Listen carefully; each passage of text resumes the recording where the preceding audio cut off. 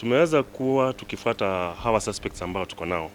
Tumekuwa na cases, na number of cases za mauaji, lakini hatujakuwa successful kupata weapons ambazo zimekuwa zinatumika kwa mauaji. So siku ya jana tuliweza kupata breakthrough kwa sababu juma lililopita tulikuwa na leads kwamba suspect fulani alikuwa mahali kwa hospitali, alikuwa anapata matibabu.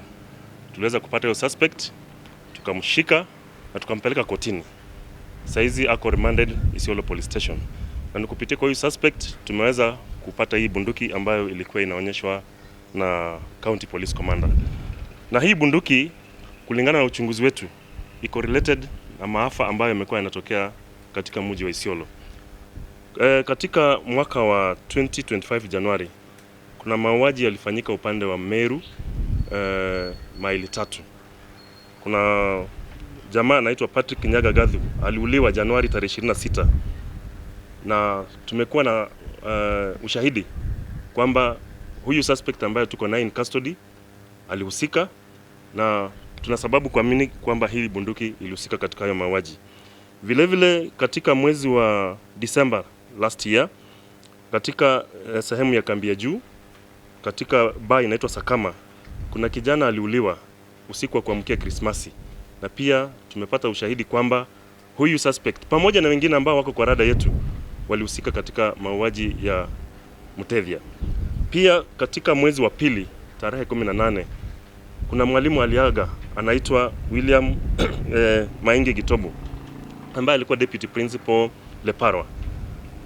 Katika uchunguzi wetu pia tunaona kwamba huyu mhusika pamoja na wengine ambao ni kundi lake ndio walikuwa wameweka ile ambush ambapo marehemu deputy principal William Maingi Gitobo aliaga. Kisha mwisho tumekuwa na kesi ya mauaji ya madam anaitwa Angelica Kananu ambaye ilitokea mwezi jana, na tuna sababu pia kuamini kwamba huyu suspect ambaye tuko naye kwa cell ambaye jina lake anaitwa Alois Lochuchu ako cell na tumeshampeleka kotini, na sasa tuko na ushahidi wa kutosha kwa sababu tumepata hii bunduki ambayo tunaenda kuisubject kwa forensic analysis.